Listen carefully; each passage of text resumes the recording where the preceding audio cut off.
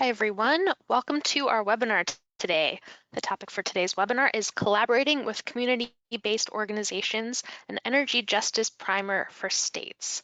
This webinar is being presented by the Clean Energy States Alliance, and we have some guest speakers with us today from the Rhode Island Office of Energy Resources. Before I pass it over to them for their presentations, I'd like to go over a few quick webinar logistics. All of our attendees for this webinar are in listen-only mode. That means that you can hear us, hopefully, but we can't hear you. You have a couple of options to join the audio portion of the webinar. You can connect using your telephone or your computer mic and speakers. If you'd like to minimize your webinar console so that you can view the presentation full screen, you can click on the orange arrow that you see circled here, and you can also click on that arrow to expand your webinar console. And one of the things that you might like to do with your webinar console is to submit questions and comments, and you can do that by typing them into the questions box on your webinar console. We will save about 15 minutes or so for Q&A with the audience following the presentations today. We're going to get to as many questions as we can. We do have a lot of people signed up today, so I expect a lot of attendees and a lot of questions. So do type your questions in when you think of them. Don't wait until the very end. Final note, this webinar is being recorded. We will send you an email with a copy of the webinar recording and also a PDF of the slides. And we'll also be posting all of that on our website at CESA.org/webinars. So with that, I'd like to now pass it over to our moderator for today's webinar, Nate Hausman. Nate is a project director here at the Clean Energy States Alliance, and he will be starting things off today. Great, thank you, Samantha, and welcome everyone. As Samantha said, I'm Nate Hausman. I'm indeed a project director for CESA, and I'll be moderating today's webinar. So first, a quick word about the Clean Energy States Alliance, or CESA. CESA is a national nonprofit coalition of state energy organizations working together to advance the rapid expansion of clean energy technologies and bring the benefits of clean energy to all. We're a membership organization made up of public clean energy funders, mostly at the state level, and you can see our members on this slide. We facilitate learning exchanges among our members, and we also lead multi-state initiatives on behalf of our members. Next. And it was under one such multi-state initiative that the report that this webinar is based on was produced. Under that project, which is called the State Energy Strategies Project, CESA worked with 5 states and the District of Columbia to make solar more accessible to low and moderate income residents over the course of 3 years. Each state on the project worked with key stakeholders to identify promising approaches to advance solar equity based on the state's particular demographics and needs, and they were sharing with one another and implementation of those approaches. The project, which recently wrapped up, was supported with funding from the Department of Energy's Solar Energy Technologies Office. Lawrence Berkeley National Lab and the National Renewable Energy Lab also provided research support. Next. So with that background out of the way, let's move on to the focus of today's webinar, which is about state collaboration with community-based organizations. We've got 3 speakers to discuss a recent guide they authored on this topic, and I'll introduce all 3 speakers now, and then I'll turn it over to them. So in the order of presentation, first up, Abbe Ramanan is a project manager at CESA. Abbe received a master's degree from the Fletcher School of Law and Diplomacy at Tufts University, where she wrote a master's thesis on state models for improving access to solar energy for low and moderate income communities. Prior to that role, Abbe worked with the Access and Equity team at Vote Solar, where she helped develop solar workforce development initiatives for low resource communities. She was also a member. She was also a membership and policy assistant for the Greater Boston Chamber of Commerce, working on climate readiness programming. In addition to her master's degree from the Fletcher School, Abbe holds a bachelor's degree in international studies from American University. Next up will be Yasmin Yacoby. She's a Energy Justice Program Manager at the Rhode Island Office of Energy Resources. Yasmin's role focuses on equitability and accessibility of Rhode Island's energy systems, programs, and policies. She works to ensure that all people have access to clean, affordable, and dependable energy, and that frontline communities can shape their energy future. She's working together with members of her department, other state agencies, and community members to strengthen support for frontline communities and communities of color. Yasmin is a Govern for America Fellow. And last up will be Shauna Beland, who is a Program Development Chief at the Rhode Island Office of Energy Resources. Shauna works on a range of initiatives at the Energy Office related to renewable energy programs and policies. Among other things, she leads Rhode Island's Office of Energy Resources workforce development efforts related to renewable energy and manages Rhode Island's annual Clean Energy Industry Report and the Clean Energy Internship Pilot Program. Previously, Shauna worked for the Rhode Island Energy Fund at Commerce, Rhode Island, and the Massachusetts Clean Energy Center.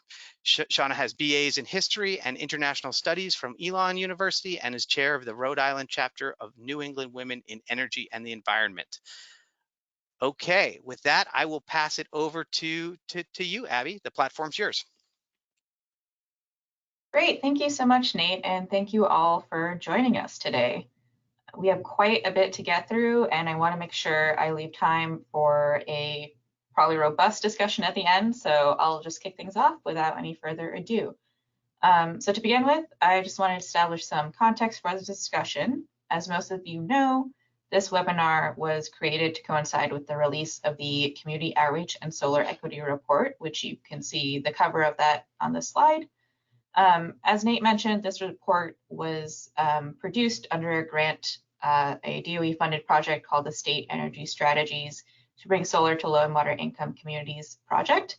This project just concluded, but during the 3 years it was active, the participating states all worked on strategies to advance the benefits of solar to under-resourced communities. I should note that this webinar will focus on the experiences of Rhode Island in particular, since Shauna and Yasmin also worked on the report, but we do highlight case studies from all the other state energy strategy states in the report. Anyway, through this work, one trend that the state agencies noted and that CESA also noted was the real value community-based organizations bring to solar access initiatives. If you're trying to reach a historically underserved population, thoughtful, nuanced engagement with CBOs or community-based organizations who are rooted in and serving those communities early on in your program design process will just lead to better results. And by better, I don't just mean in terms of greater numbers of households signing up for community solar or other more quantitative metrics. I mean programs that help correct decades of systemic injustice, including environmental injustice, energy injustice, and racial injustice, which brings me to my next slide. So before I dive deeper into the principles of environmental justice, I want to caveat a few things. Environmental justice groups, particularly those rooted in under-resourced communities, particularly those serving communities of color, have been doing this work for decades. CESA and OER are not experts in this work by any means, and frankly, any discussion of environmental justice in a space and a webinar such as this one should acknowledge that state agencies and nonprofits like CESA that cater to them have historically just overlooked a lot of the issues facing environmental justice communities. And in our absence, it is environmental justice organizations and community-based organizations who have been the ones propelling this work forward. So, obviously CESA and OER were happy to write the report and happy to be able to talk about this in this space, but we just want to acknowledge that we're obviously building on the work of decades of other organizations. We list several organizations who have been spearheading this work for many years in the report and at the end of this slide deck. So I highly recommend you check those out for a deeper understanding of both the terms that I've listed here and also just broader environmental justice issues.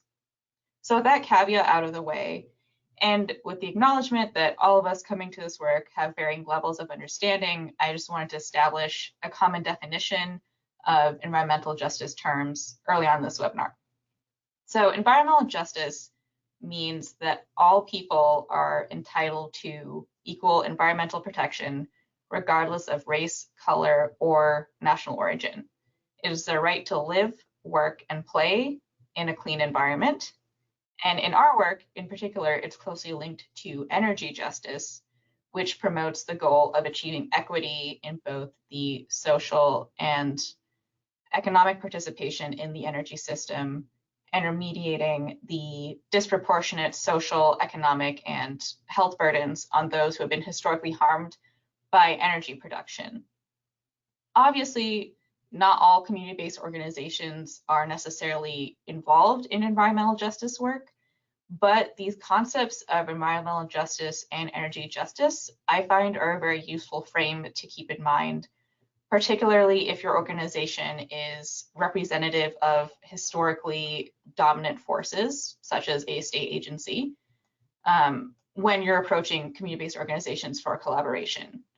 And when considering that collaboration, one tool that I found most useful for framing those partnerships is the HEMA's Principles for Democratic Organizing, which are listed on this slide.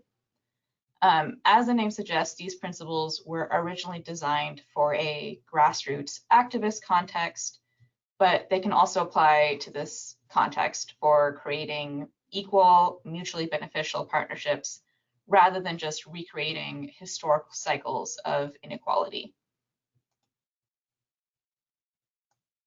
So as I said initially, nuanced and thoughtful engagement is the key to creating mutually beneficial partnerships with CBOs that can lead to better solar equity outcomes. This means your organization should not dive into engagement without considering historic cycles of inequality, particularly, as I said before, if you're a state organization. Under-resourced communities, particularly communities of color, have had very complicated relationships with state entities. And while you, as a solar person or an energy person at a state agency, might see those relationships as completely separate from your own work, the lens of environmental justice and the lens of energy justice shows that that just isn't true. These historic inequalities and the disproportionate burdens of harms that minority communities have suffered through policymaking are all rooted in systemic racism. That means that any programming you hope to create that combats that and engages with community organizations from these historically marginalized communities needs to come from a place of understanding of what systemic racism is and how to create truly anti-racist as well as pro-energy justice and pro-environmental justice policy. So now to walk us through a bit of what that process looks like, I'm going to hand it over to Yasmin, who will discuss how OER in particular prioritized creating an anti-racist workplace. Thanks, Abby. And I'm going to go deeply into what you had just been saying about the importance of recognizing history. Before I do that, though, I want to take a second and just level set for everybody with some quick definitions, the difference between equity and equality.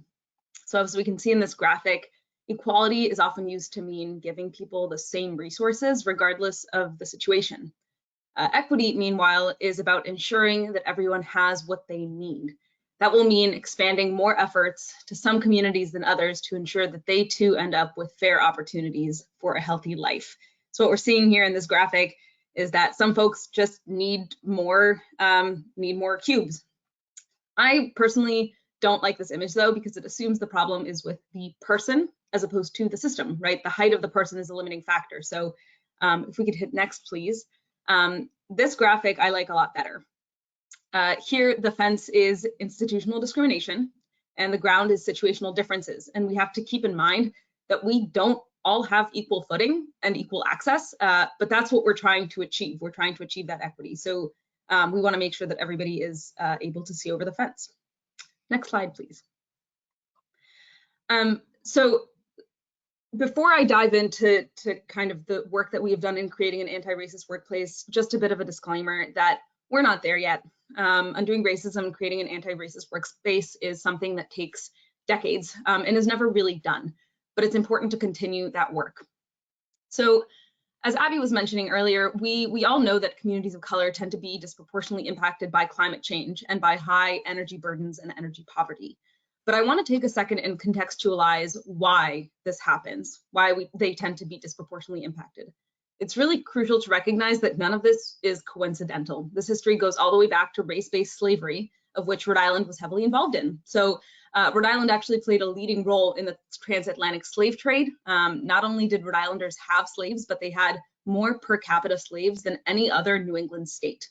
And Rhode Island traders controlled between 60 and 90% of the North American trade in slaves. And what makes that really reprehensible is that much of that took place after African slave trade had been made illegal, first by Rhode Island and then by the United States. So while slavery might feel like a thing of the past, and we might say, well, that was decades, centuries ago, how does that have anything to do with the policies that we're creating now? Let's look at something a little bit more recent, like redlining. Redlining is the practice of limiting lending in certain neighborhoods, regardless of creditworthiness and individuals living there. So it's now banned by federal law, but it used to be a routine practice. And the thing that makes redlining most problematic is that the neighborhoods that were defined as declining and undesirable meant that the people in those neighborhoods couldn't get a mortgage. All white neighborhoods tended to be viewed as safe property value, and banks gave them loans. But communities of color, even if a single household of color was living in that area, was deemed declining. As we all know, homeownership is one of the most important and successful ways to entrench people in the middle class. It builds up wealth that can be passed down through generations. And so the history of redlining is a history of providing favorable access to financing for white residents in all white neighborhoods and preventing minority populations from building credit and trapping them in a rent cycle. Redlining was only banned in 1968. And again, that might feel like a thing of the past. So how does this matter in the energy sphere? Well, the 4 cities and towns in Rhode Island that were redlined were Providence, Pawtucket, Central Falls, and Woonsocket. Those same cities have the highest number of residents of color today. Those same communities are by far the poorest in Rhode Island today. Those same communities have the highest rates of childhood asthma. They have the oldest housing stock. They have higher exposure to lead. They have less efficient homes. Those same communities experience higher energy burdens and are more likely to experience energy poverty. I think giving this context is really critical just to make sure that people know this doesn't happen coincidentally. This all happened very intentionally in the past. And just as it was intentionally done, we need to intentionally undo it. So here are some of the steps that OER has taken to working towards an anti-racist workplace. We've set aside time and staff resources to have conversations about undoing racism and have trainings and ensuring that this burden is not unfairly placed on staff of color. I will note that OER does not currently have any staff of color working for them, but regardless, this is an important thing to make sure is that the people of color in your organization are not taking on that burden and not doing the educating. So my role was created to focus on the equitability, accessibility, and inclusivity of OER's programs, and to simultaneously build a shared understanding of that energy injustice exists and is tied to systemic racism. So a similar presentation to the one that I just gave, or a similar conversation about the history of redlining and slavery, I've given to the staff, and we've had a lot of conversations about microaggressions and intersectionality. And these meetings have been supplemented or will be supplemented by additional anti-racist undoing racism trainings. We have one undoing racism training scheduled for May.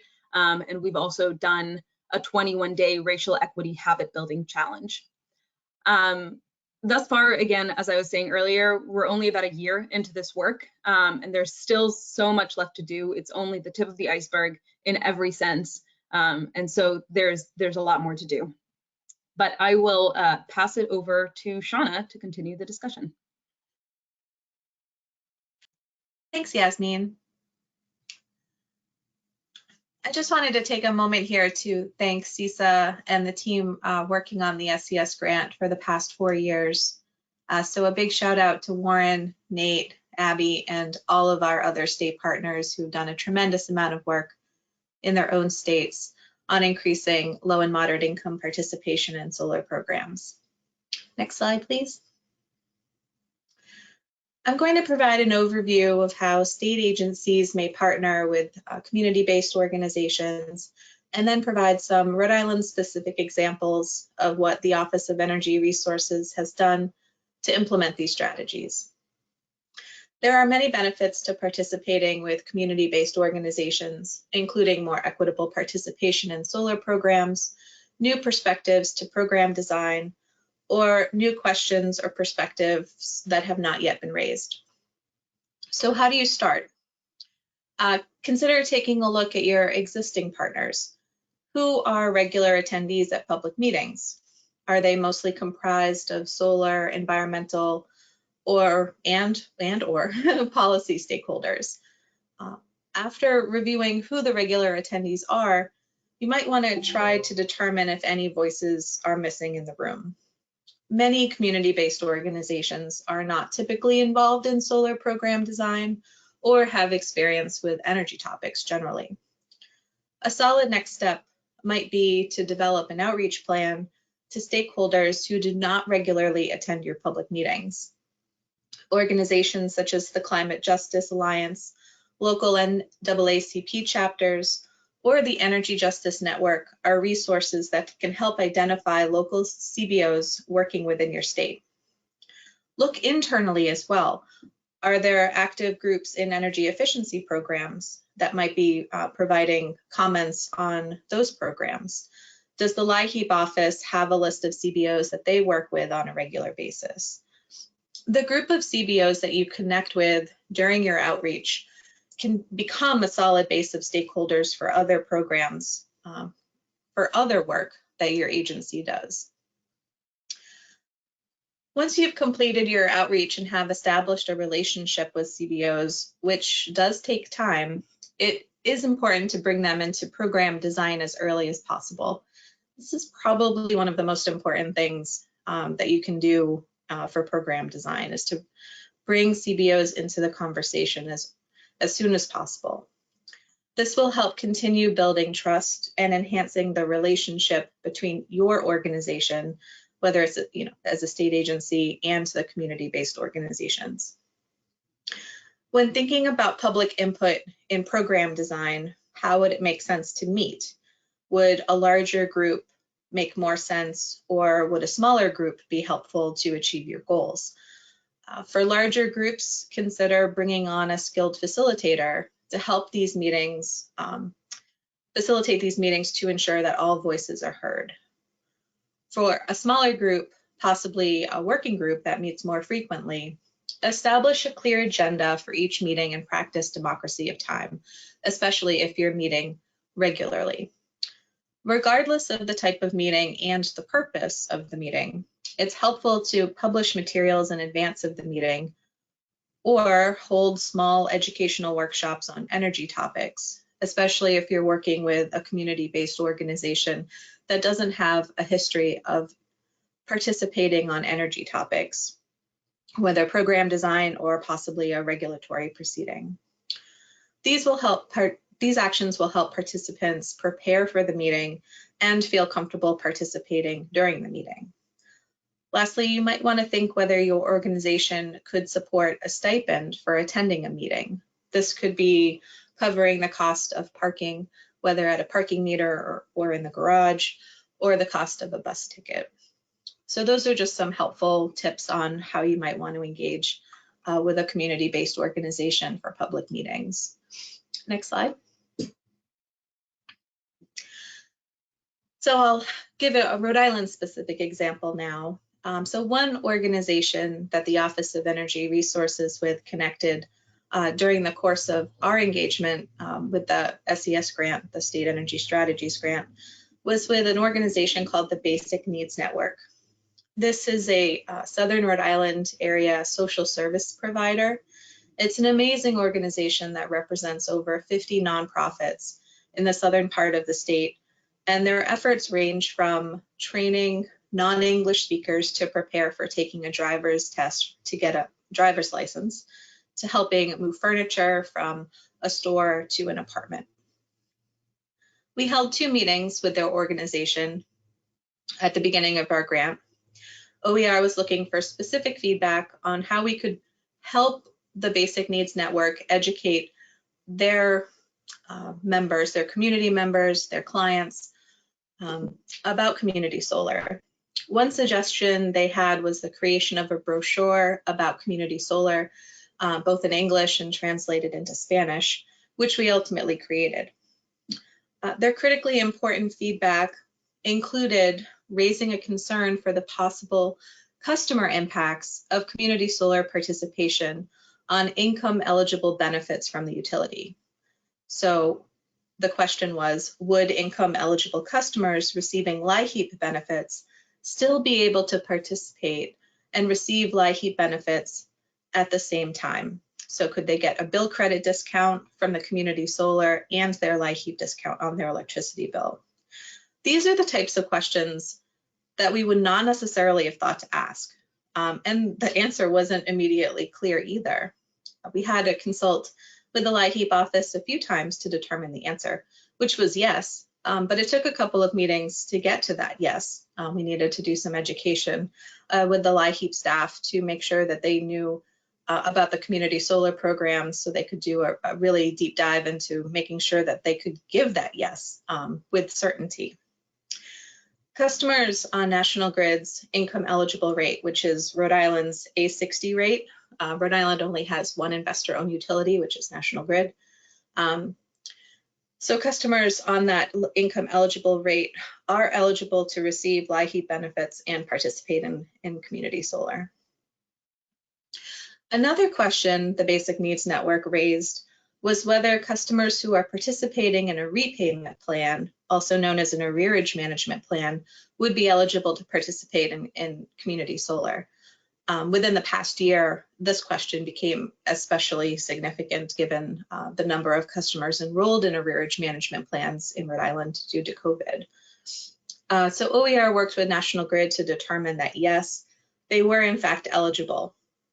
And these questions and answers helped OER create an FAQ document for people interested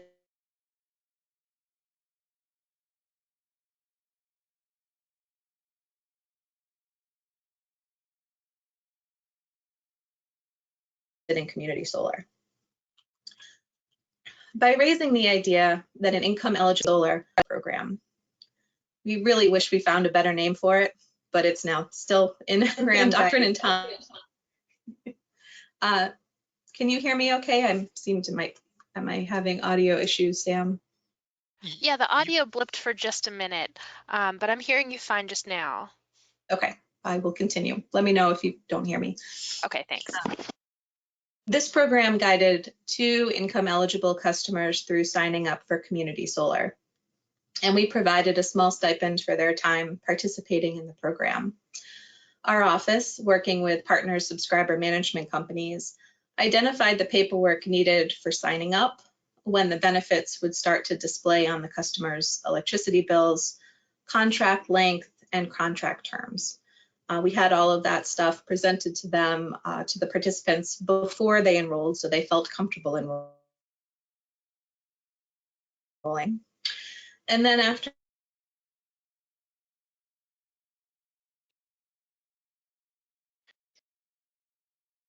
Johnny, you're cutting out for me. the initial sign up. Yeah, it cut out for me too. I wonder, Shauna, is it easy for you to call in via telephone? For both of these customers last year. We continue to check in with the program participants bi-weekly and any additional questions, identifying and troubleshooting 60 customers. Next slide.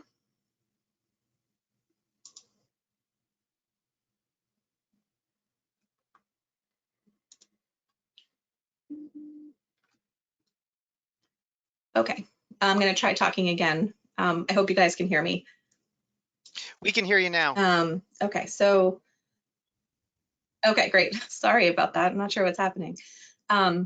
So these are the 2 quotes from the customers who participated in our White Glove program, Elsie and Maria, about their experience signing up for community solar.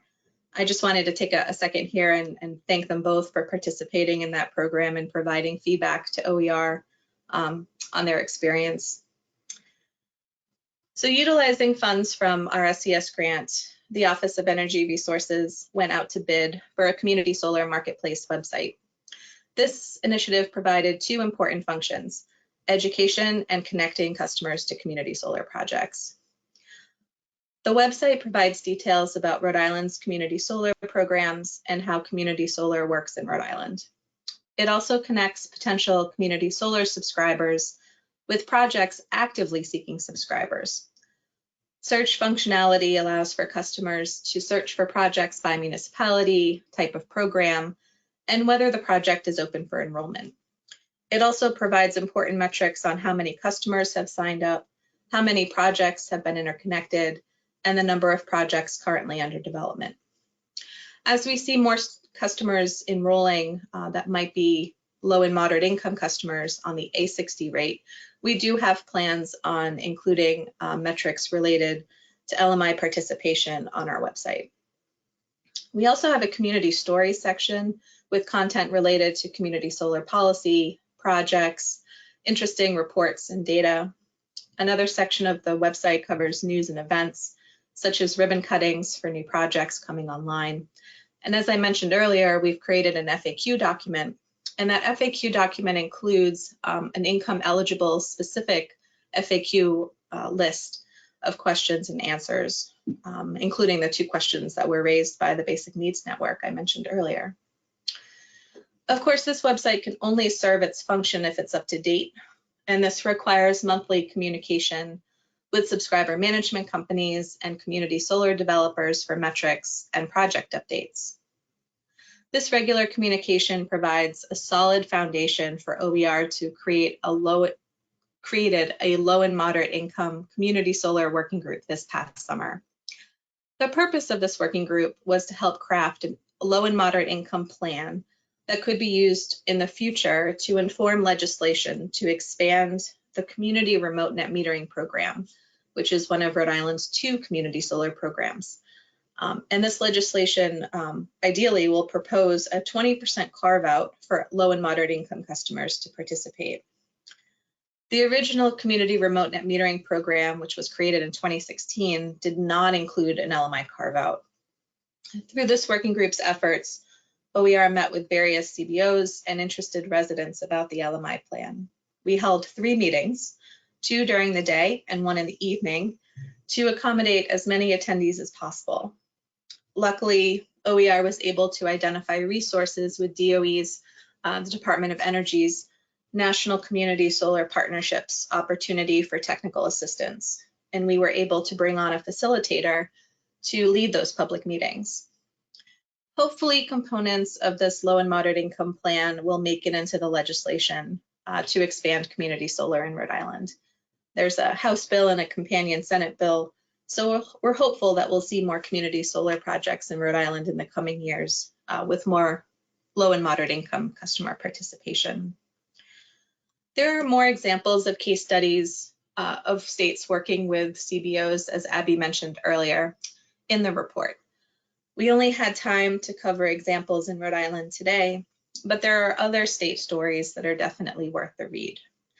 I'd also like to mention that if anybody is interested in going out to bid for a community solar marketplace, I would be more than happy to share the request for proposals that OER issued to get vendors on board to help us build it. And that's it for me, and I'm excited to hear your questions.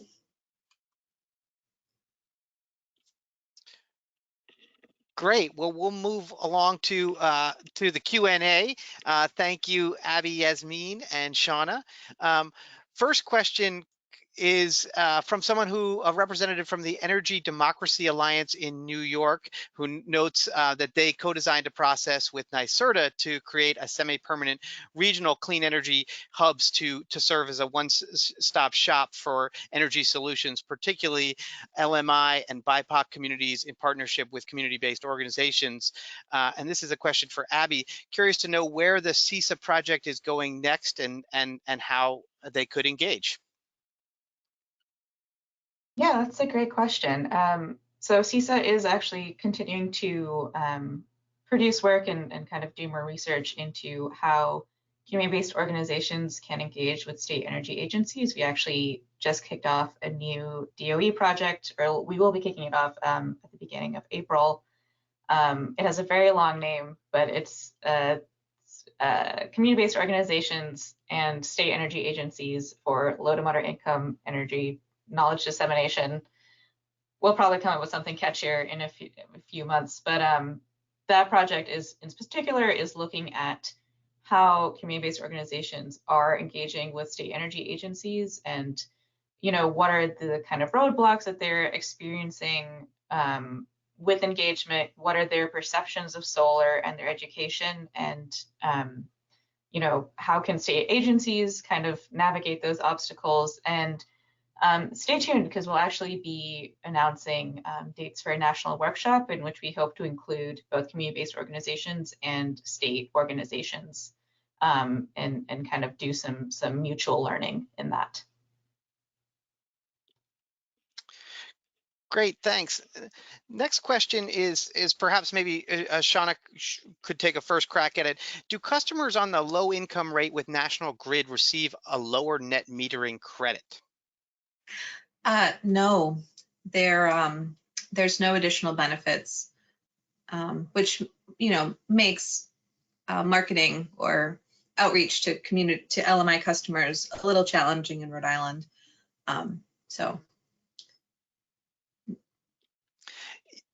Yeah, and perhaps a follow-up question, Shauna, if you feel comfortable answering it. In Rhode Island, can LIHEAP grants go toward a community solar subscription, i.e. a consolidated billing model?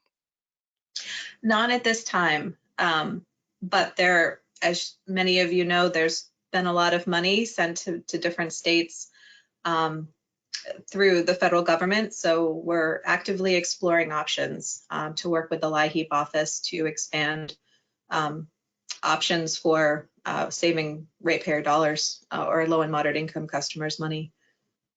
We'll see what comes up. Great. Yeah, and we have some comments in the questions box, but we're running low on questions. So if you have questions, be sure to type them in, and we'll get to as many as we can. This is really perhaps a comment for Yasmin on your equality versus equity slide. This person says perhaps maybe the fence represents some of the structural barriers. Perhaps not having a fence might be an option there. Any comments on that? Yeah, absolutely. We were actually having this conversation right before the webinar started, how there is a third panel often associated with those graphics that looks at justice or liberation, where the fence is gone and the floor, it doesn't matter where the floor is because there's no more fence. So yes, absolutely, that is definitely what we're striving for, is getting rid of the fence and just achieving justice.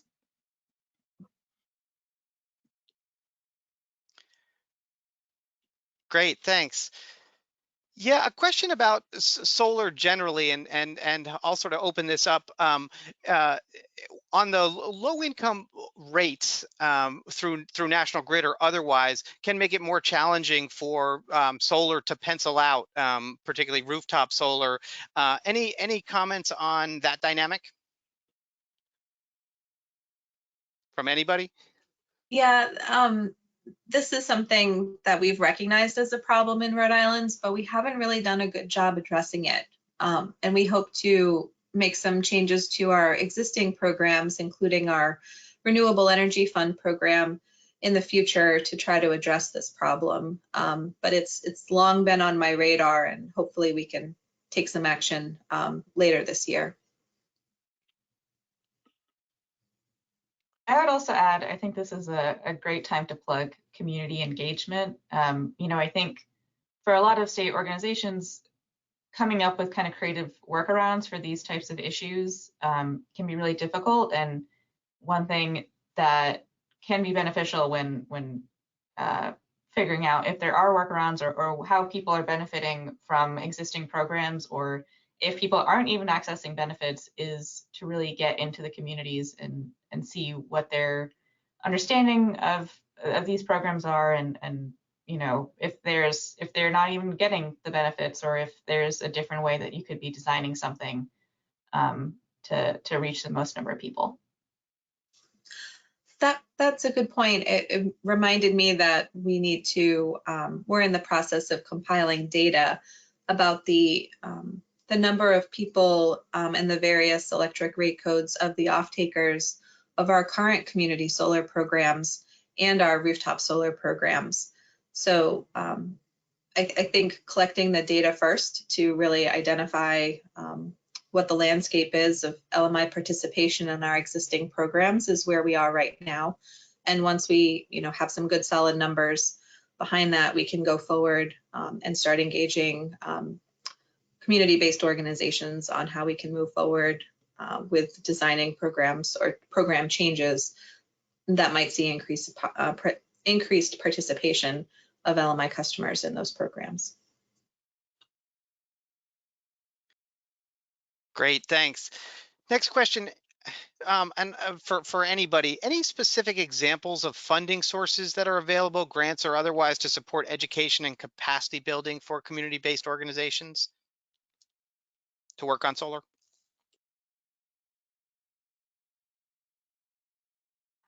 So I can jump in here. So Clean Energy States Alliance, our sister organization, Clean Energy Group, actually works with several foundations to provide capacity building grants for community-based organizations. And that's obviously not a funding source that is necessarily available to everyone, but it is something I highly recommend looking into. There's definitely plenty of foundations. I know the South Base Institute is one that offer grants to build capacity and educate folks at community-based organizations on solar, particularly if they want to pursue solar projects themselves or educate folks in their community. Great. Next question. What types of community-based organizations do you think make the best partners on solar program development? And again, we can open this up to all the panelists.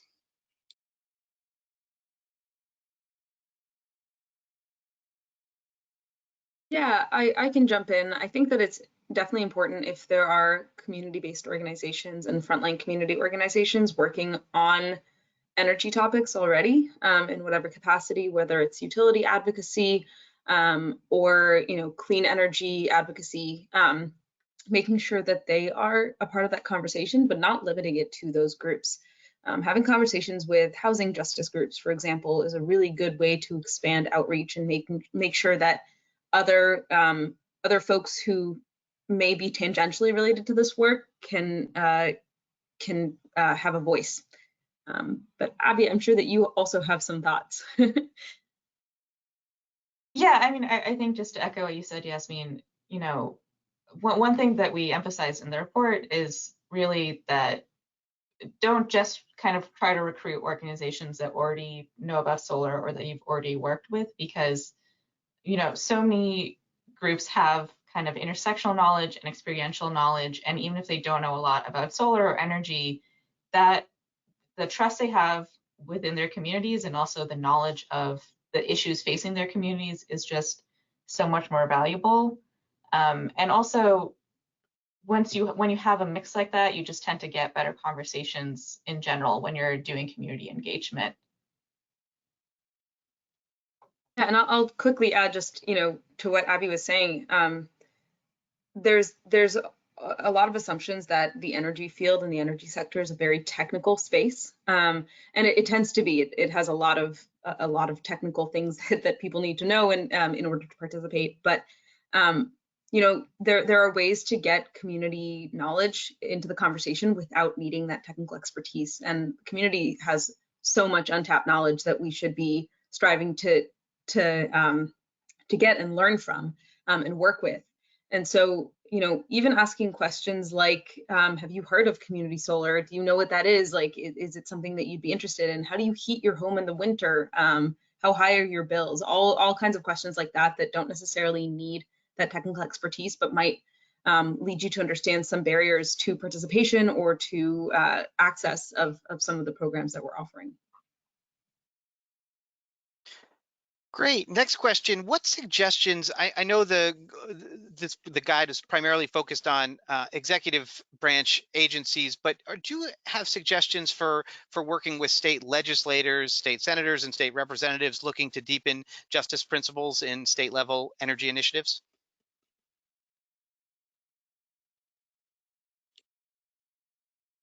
I can start off, and Shauna and Yasmin, feel free to jump in. But I think number one, as we said before, just kind of beginning with internal education is super important.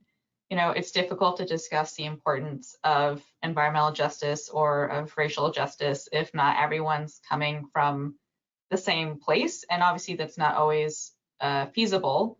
And in cases when it's not feasible, I think really getting into, you know, bringing in data and bringing in just a lot of kind of quantitative things that can really illustrate why racial injustice or energy injustice is such a big issue, and then tying that into, you know, economic outcomes and public health outcomes can really just help illustrate why this is a problem beyond just sort of the broader talking points of justice as a whole.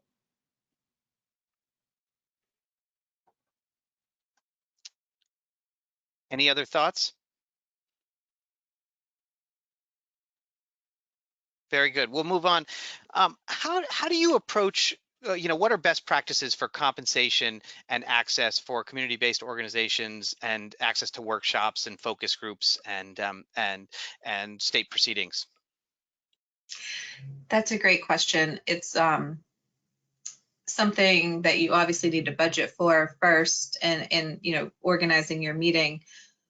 But state agencies might be prevented from providing direct incentives or a stipend to participants. And so you might want to consider partnering and co-branding whatever public meeting it is with a community-based organization. And by partnering with that organization and providing a contract between the state agency and the CBO, you might be able to get the funding out the door through that organization rather than the state agency itself. That's one suggestion. I would also add that in terms of kind of figuring out how much to offer folks, there are differences between, you know, you can obviously offer to compensate people for their travel time, but particularly if you're going to be relying on one organization's expertise, or you're going to be kind of, you know, having an extended relationship with an organization, offering a larger stipend or creating some sort of working relationship with them and showing that you value their time and their knowledge through compensation is also can also be very important and valuable. I just had another thought on this question. It doesn't necessarily need to be a stipend for attendance either. It could be providing food during the meeting or providing childcare, especially if the meeting is in the evening. So those are two other ways that you could provide a benefit for participants to attend. Yeah, and to add on to all of that, I think to Abby's point about those extended relationships, it is important that if it's a one-off kind of meeting where you need feedback and input and conversation, transportation and childcare are a really fantastic way to make sure that people feel, or to make sure that the meeting is accessible in the first place. But if we're striving towards equity and really making sure that people feel valued for their expertise, especially with longer and ongoing relationships, providing something a little bit more concrete can really be important. And if doing that through financial compensation is not possible, there are other mechanisms to look through. But a good case study for what one city is doing is actually the city of Providence, who works with a community-based organization called the Racial and Environmental Justice Committee. And they have a partnership with another third party that they have a contract with, and they pay that third party, and that third party deals with the contracts of the community-based organizations, just because the city itself couldn't handle those contracts, or they had some backlog there. So there are workarounds that are encouraged. But this is such a great question, and I think that it's really hard to come up with best practices, because I don't know that there are best practices just yet. I think a lot of states are just now trying to figure out how to make this happen. But it's so crucial that we do, and that we really show people that their time and expertise is valued. And just to add to that, don't be afraid to ask also. For a lot of community organizations, you know, they have done work with other agencies or have done similar models of work with other organizations. So, you know, if you're unsure, just saying, you know, we want to honor your time and honor your knowledge, and figure out the best way possible to do that.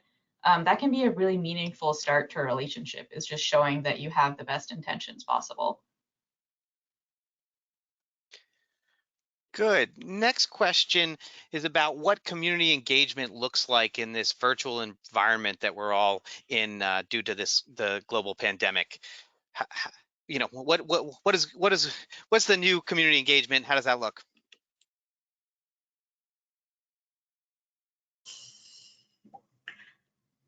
Open to anyone. Yeah, this is something our office has struggled with. We've had giant public meetings with over 200 people in attendance, or close to 200 people in attendance, and trying to have dynamic public comment in those, it is really challenging. Last summer, as I mentioned, when we had our low and moderate income working group focused on community solar, those meetings were much smaller. So we had 5 meetings with less than 15 people in them, trying to work through what this low and moderate income plan would look like, and having the agenda in advance, making sure that everybody felt comfortable with the agenda, and then trying to stick to it as best you could. And having everybody unmuted, sort of off the cuff, conversation is really hard virtually. And I'm certain that we're not experts on this yet, but I think smaller groups in the short term are probably the way to go when there's a bunch of work that you're trying to get out of the working group or the small meeting. Larger meetings, still pretty challenging. I would agree with that, and I think that actually there are a lot of things that are still very much the same in partnering with community groups and having those conversations as was in person. Actually, having things virtually might make them more accessible because someone doesn't need to drive or get childcare and can be feeding their kids at the same time as having a conversation with you. So a lot of the same principles stand of starting the meeting with expectation setting and an agenda that leaves room for us to get off topic or off the agenda if needed to the conversations that are really meaningful. And like Shauna was saying, smaller group sizes are encouraged, and really making sure that there are clear expectations in the beginning of the meeting of that everybody is encouraged and open to speaking, and that if you've spoken a lot already, then maybe take a step back and do more listening, or vice versa, and just making the space as inclusive as possible. And it's incredibly tricky because forming these relationships with people virtually, where you can't see body language and you can't have those kind of off the cuff interactions, as Shauna was saying, it's rough. But again, just trying to create as open a space as possible, and encouraging people to be on video if they can, or calling in, or whatever is available to them. I would also just add that making sure that there's a way for continued communication to happen after the meeting is over. So public comments, opportunities, if it's on a really large initiative or policy or program, setting a deadline for when you would like to see public comments come back in. That gives time for participants in your meeting to digest the materials and what was covered during the meeting. Also making sure that you're available for follow-up questions if folks have those, even if they're, slightly off topic or something energy related. That's also useful, and just having multiple avenues for public comment, either in the meeting or written, that might come in later. Good. Another question that's open to any of our speakers. This is a follow-on question, and this person notes that many community-based organizations that serve low-income communities have a mission that's separate and apart from renewable energy. Especially in times like we're going through with COVID, how do you acknowledge their priorities that may be focused on pressing issues of food, shelter, safety? In other words, limited resources and competing priorities, particularly in a global pandemic.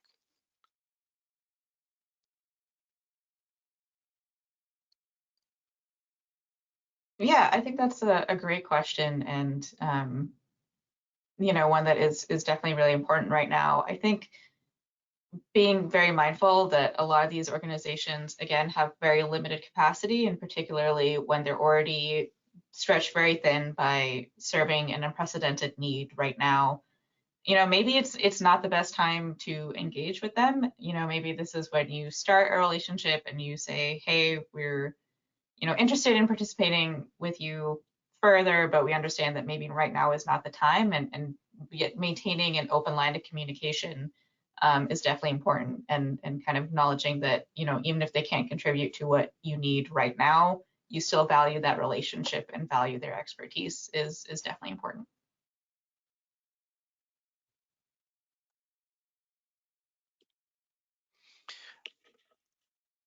Okay, I'll move on. What types of accountability measures can states implement to ensure that community-based organizations will want to continue working with states in energy program and policy development? How can you ensure that you're meeting community-based organizations' needs on an ongoing basis? Yeah, this is a great question, and accountability is really important to making sure that the relationships are not transactional. And so one of the main things that we've tried to do is keeping that open line of communication, and ensuring that it is not a one-way street, that it's not us reaching out and asking for comments on this thing and consistently asking for but not giving back. And making sure that we are reaching out once in a while and saying, hi, how can we support the work that you are doing right now? What are the ways that that we can be helpful? Is there a time that we could come and speak to some of your constituents and have a conversation about energy efficiency and weatherization, or about community solar, or about any of these other topics that might be interesting and relevant. The other really useful accountability mechanism is just paying people, making sure that again, it's not a transactional relationship or extractive relationship, that we're really giving back to the communities. And lastly, it's just checking in, asking, are we meeting your expectations? Are we is this policy, is this program, is whatever that we worked on together, meeting the expectations that we had set at the beginning of this process? I'll also add that offering to be a resource for connecting the organization with other state agencies might be useful. I know that's not exactly accountability, but it does help with maintaining that open line of communication. So if they're working on food, for example, and you want to connect them with a brand new program that just opened up in your office, or maybe another state agency is offering, a food-based program, you can, and they don't have them on their radar yet, providing that connection and that network is something that you can do to sort of give back for their participation when you need it. And just going off of both Shauna and Yasmin's points, making engagement part of people's work plans is also really valuable. Ensuring that this isn't just something that's being put on top of existing work, or like, oh no, now we have to make sure we're engaging with all these community organizations, but that it's actually kind of built into folks' work schedules, or if you have the ability to bring on an additional staff person whose job is mostly engaging with those community organizations, that can just make sure that they're continually a priority and aren't getting lost in the shuffle of other work, because obviously we're all very busy and don't want to just ignore those relationships as a result. And we do also get into the report a bit on this, but there are quantitative metrics that you can be tracking as well, and sending out surveys to folks and just year over year kind of seeing what your engagement is like is also a way to track that. Great. Well, we are almost at the hour mark, and so I will just ask one more question, and then I will just briefly turn it over to our speakers today to see if they each have any closeout remarks. But the last question will be for Shauna and Yasmin, and it is, what's Rhode Island doing to ensure that people from underrepresented communities are participating in the clean energy workforce?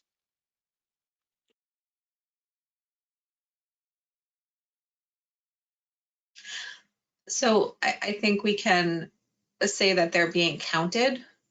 In our clean energy industry report, we are expanding, well, we haven't really, but we have a definition of clean energy workers. And so trying to make sure that just from a data perspective that they're counted. But for workforce development programs, I think that's something that we'll haven't really quite addressed yet, and hopefully we will going forward. Definitely, and there are just now conversations starting around the concept of a just transition and making sure that everyone is brought along and that workforce is, especially where projects are being developed in certain communities, that those communities are benefiting from the jobs and the economic benefits that are coming from those developments. And so the conversations are just now starting, and I think will become more robust as the years go by. But the concept of a just transition is one that really should be driving this work. Great. Thank you. And I want to thank you, Abbe, Yasmin, Shauna, for your presentations today. I want to also thank the participants. We did get a flood of questions and we didn't get to all of them, but there's some great questions. I also want to encourage everyone to check out the guide that this webinar is based on, which is you can download on CESA's website. Before closing it out, I just want to turn it over to each of our panelists, and we'll do it in the order they presented in. Abbe, Yasmin, and Shauna, to see if you have any closing remarks. Abbe, to you. Yeah, I mean, just want to thank everyone for attending. And, you know, as I said at the beginning of this, understanding environmental justice issues is an ongoing process, and it never really ends. So, you know, I thank you all for being on this learning journey with us. Great. Yasmin? Thank you, everybody, for coming and seconding, echoing Abby's thoughts. You know, this work is never ending, but being an ally and being a change maker is definitely something that every single person can do. And so start this journey. Start thinking about how race and gender and class affect the work that you are doing, and how different intersecting identities can have an impact on the energy sphere. Start bringing those conversations to your work. Start having really robust conversations, even if they're uncomfortable. One person can really make a big difference, and that person can be you. Shauna?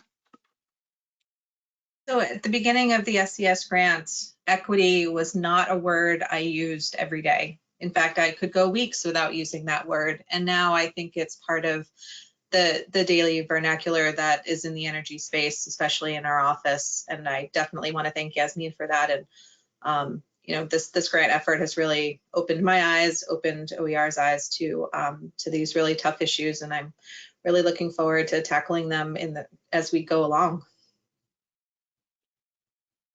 Excellent. Thanks again, and thanks again to participants. Samantha, I'm going to turn it over to you to tell folks about some upcoming webinars before we close out. Sure. Thanks, Nate. And again, thanks to our speakers today. So we do have a lot of webinars coming up. You can see on your screen the ones we have coming up next month in April. We'll be talking about Rhode Island again on April 6th. We're talking about state plans for 100% clean energy, updates from California and Rhode Island. And then on April 14th, we will be doing a webinar on the Maryland Energy Storage Pilot Program. Finally, at the end of April, we have a really interesting webinar on replacing peaker power plants in New York City with clean energy. So that's what we've got on the books now, many more that are currently in the works. So you can visit our website, CESA.org/webinars. That's where we've got information about all of our upcoming webinars. It's also where we put all of our webinar slides and recordings. And like I said at the very beginning of the webinar, we'll be putting that on our website, but we'll also be sending it to you via email. So thank you again to all of our speakers. Thank you everyone who attended, and I hope to see you at one of our webinars soon. Bye everyone.